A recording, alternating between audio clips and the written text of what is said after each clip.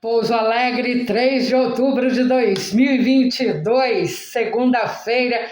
O sol aparece entre nuvens, termômetros na casa dos 21 graus. No sul de Minas, o sol também aparece entre nuvens. E nós iniciamos a edição 216 do Jornal Falado Online Correio Sem Selo. E vamos às notícias. Simões e Dr. Paulo são eleitos. Pouso Alegre terá orçamento municipal de mais de R$ 1 bilhão para o próximo ano. Brasil poderá ter carência de professores. Em Lavras, os candidatos da cidade mais votados foram José Xerém e Carlos Alberto. Xerém disputava uma cadeira na Assembleia Legislativa e Carlos Alberto na Câmara dos Deputados. Lula e Bolsonaro disputarão o segundo turno da eleição presidencial. Ambos se dizem preparados para o segundo turno. Nos estados onde o pleito não foi definido no primeiro turno, ocorrerá no dia 30 de outubro.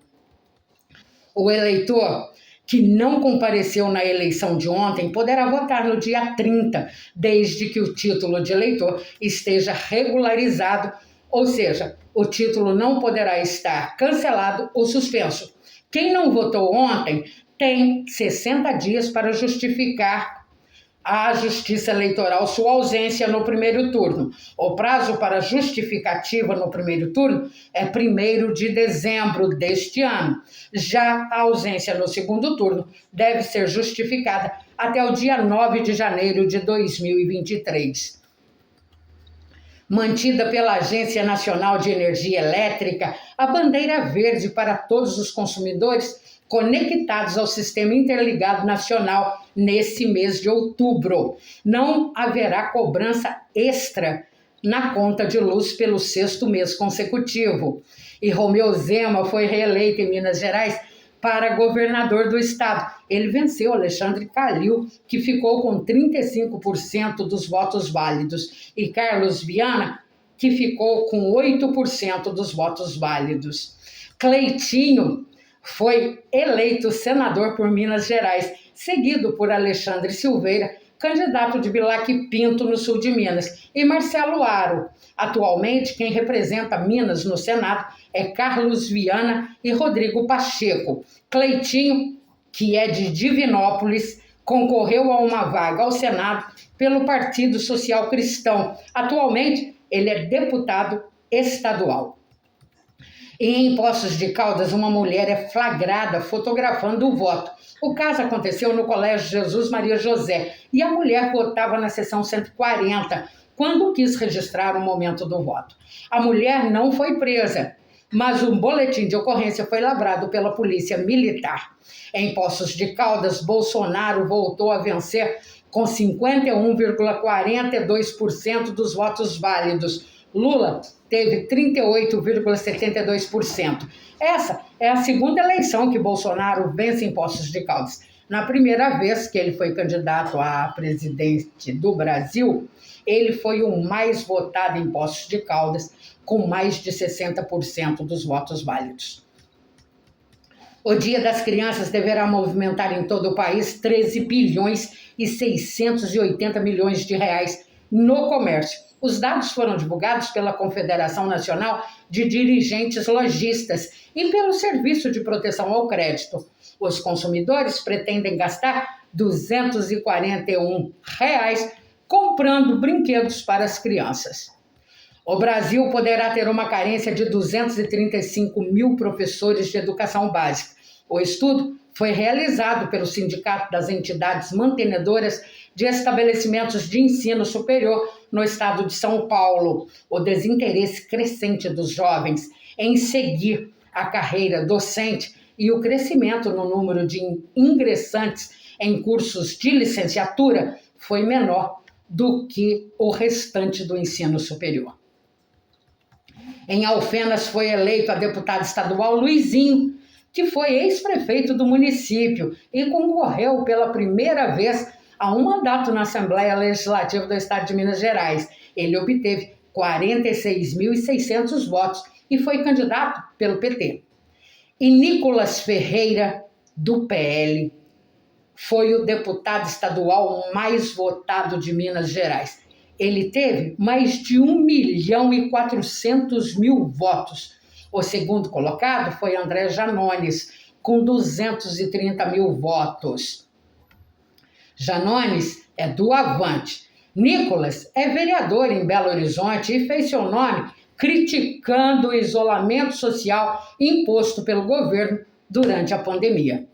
No sul de Minas foram eleitos em Ouro Fino, doutor Maurício, com 52.025 votos, a deputado estadual. Dorgal Andrada também foi eleito, doutor Paulo, por Pouso Alegre, foi reeleito com 70.807 votos. Noraldino Júnior, Antônio Carlos Arantes também foram eleitos.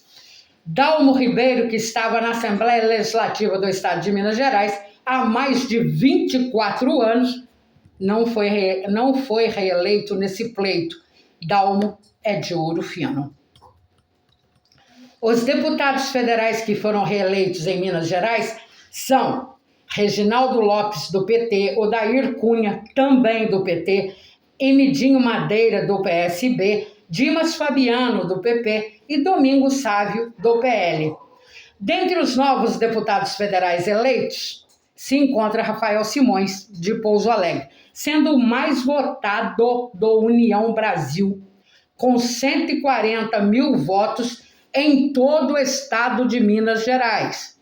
O deputado eleito teve uma verba para gastos de campanha de R$ 2.300.000, liberados através do fundo eleitoral. Em Pouso Alegre, o candidato obteve 46.831 votos.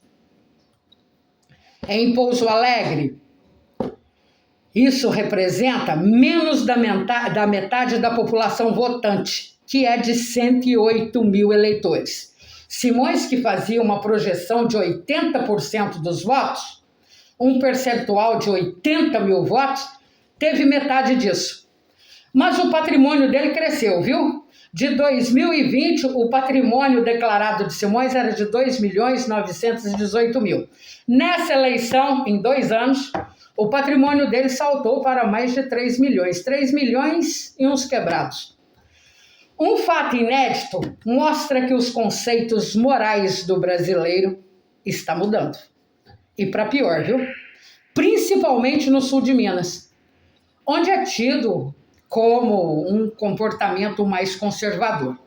Os historiadores, sociólogos e analistas políticos veem a votação em candidato ficha suja como um sinal que viveremos dias de abandono à idoneidade moral, para abraçar o slogan de que o crime compensa. Ao eleger candidatos de ficha suja, o brasileiro, e principalmente os mineiros do sul de Minas e também de Pouso Alegre, dão demonstrações que não estão preocupados com políticos corruptos, que depois, mais tarde, roubarão a nação e roubarão cada contribuinte, mas sim que estão compactuando com os mesmos. Essa situação é preocupante, segundo informações dos pesquisadores, pois a ética coletiva e a moral pode estar perdendo força dentro da sociedade e, com isso, a isenção do bem coletivo pode vir ficar comprometida ao longo dos anos. Por quê? Ao eleger um político corrupto, a sociedade acaba na mão desse político. E esse político pode fazer um estrago tão grande como fez Eduardo Cunha, como fez Garotinho, como fez Sérgio Cabral, como fez Maluf, como fez Collor, e por aí vai. Segundo a visão dos pesquisadores, nós estamos criando uma nova safra de político nessa mesma linha quando os elegemos, sabendo que eles têm ficha suja. Em Pouso Alegre, 15 urnas foram trocadas, pois apresentaram problemas. As urnas eram dos municípios de Borda da Mata, Congonhal, Senador Zé Bento e Tocos do Mogi, pertencentes à comarca de Pouso Alegre. E 2 urnas se encontravam no Colégio Polivalente, em Pouso Alegre. Nenhuma prisão relativa à eleição foi efetuada, mas a sujeira deixada pelos santinhos próximos aos locais de votação deixou um aspecto feio à cidade, viu?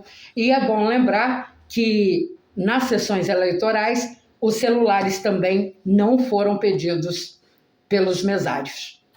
Maria Tereza, que concorria ao cargo de deputada estadual pelo PT de Pouso Alegre, ficou com 8.000 votos, enquanto o professor Luiz Carlos do PSOL, 600 votos. O candidato do PT à Câmara dos Deputados pela primeira vez que concorre à eleição, doutor Antônio Marcos Coldebelli, encerrou o pleito com 2.000 votos. Em Pouso Alegre, assim como no sul de Minas, as longas filas de espera de até mais de 2 horas para votar na eleição de ontem causou muitas queixas e muitas reclamações em Pouso Alegre. A Justiça Eleitoral tinha que ampliar as sessões eleitorais ou então fazer um mapeamento dos bairros, colocando as sessões que pudessem atendê-los, principalmente aqueles que ficam mais distantes do centro. As sessões eleitorais de Pouso Alegre se concentram no centro da cidade. E com o município em expansão, as dificuldades dos eleitores estão cada vez maiores. Era necessário um estudo aprofundado e fazer o zoneamento das sessões. Por exemplo, quem mora no bairro Árvore Grande, Foz, Jardim Olímpico, Cruzeiro, Xangri-Lá, Costa Rios e São Geraldo, votariam nas escolas Vinícius Meyer, no Caíque Árvore Grande e em outros estabelecimentos escolares existentes nas redondezas. Moradores dos bairros da Tijuca, Jardim América, Noronha, votariam na escola polivalente, como já tem seção lá. No bairro São João, moradores dos bairros Jardim Amazonas, Guadalupe, São João, Jardim Redentor, votariam nas escolas existentes naqueles bairros. É preciso simplificar, gente, a vida do eleitor e não causar o tumulto que estava ontem, quando as sessões estavam lotadas e sem condições de atender os eleitores, que são mais de 100.000 em Pouso Alegre. É preciso também implantar uma sessão para idosos, como aqueles que existem em caixas preferenciais, pois nem sempre quem está na frente, na fila de espera, entende que o idoso tenha preferencial. É bom lembrar que a pandemia não acabou e a aglomeração continua não sendo recomendada, apesar da 4ª dose da vacina, que já tem muito município aplicando a 5ª. Em Pouso Alegre, o Conselho Tutelar vai apurar a agressão sofrida por uma criança de 5 anos, onde o agressor é o Douglas, e o Douglas fugiu. O fato aconteceu na rua Sapucaí, no bairro São Geraldo, e Douglas teria brigado com a mãe da criança, com quem vive, e num dado momento, a criança foi atingida por um pedaço de madeira durante a briga do casal. E Pouso Alegre terá para o próximo ano um orçamento de R$1.830.000.000. O valor foi apresentado através da Lei Orçamentária Anual pelo prefeito Coronel da Reserva José Dimas da Silva Fonseca. Não foi informado se os 530 milhões que estão em caixa este ano na prefeitura foi incorporado a esse valor. Então, não se justifica a saúde em Pouso Alegre estar na situação que se encontra, né? Em Pouso Alegre, a falta de médicos é uma constante, a realização de exames levando mais de 2 anos para serem realizadas e déficit na contratação de pessoal em área especializada. Então, se tem dinheiro, não há por que Pouso Alegre viver nessa penúria, com a população pagando o imposto sendo contribuinte e não usufruir de uma saúde digna, de uma saúde que devia ser coisa de primeiro mundo. Agora resta saber se a Prefeitura de Pouso Alegre continuará doando R$3 milhões, 3.600.000, à empresa Planalto pela pandemia da Covid-19, uma vez que a vida já retornou ao normal no município de Pouso Alegre, inclusive com a liberação de máscaras em locais fechados. O fim do fundo municipal, criado para atender os interesses da Planalto durante a pandemia, tem que ser findado, uma vez que não há mais necessidade. Será que a Prefeitura de Pouso Alegre continuará dando esse dinheiro até dezembro, podendo mesmo ser prorrogado para o próximo ano? Está lá no contrato, é só ler. No fundo que foi criado, esse dinheiro pode ser dado até dezembro deste ano, podendo ser prorrogado para o ano que vem. Que coisa, hein? E cabe à Prefeitura cobrar também a volta dos ônibus, ao invés da utilização dos micro-ônibus pela empresa, que está ganhando por um contrato e praticando outro. Merece fiscalização. E amanhã em Santa Rita do Sapucaí será realizada a roda de conversa do urbano para o campo, como a vida me deu uma vida nova. O evento será às 19h na incubadora municipal com Dorothy Costa, falando sobre o assunto. Faleceu em Santa Rita do Sapucaí Ronaldo Azevedo de Carvalho, que foi prefeito do município e também foi presidente da Associação dos Municípios do Médio Sapucaí. Foi deputado estadual, deputado federal, constituinte e secretário de Estado de Ciências e Tecnologia e Meio Ambiente do Estado de Minas Gerais. Ronaldo Carvalho morreu no sábado e se encontrava internado em Pouso Alegre devido a um AVC, acidente vascular cerebral hemorrágico. Ele tinha 80 anos. Na Regional de Saúde de Pouso Alegre, foram confirmados mais de 700 casos de dengue. A Regional de Saúde de Pouso Alegre é responsável por 53 municípios da região do sul de Minas.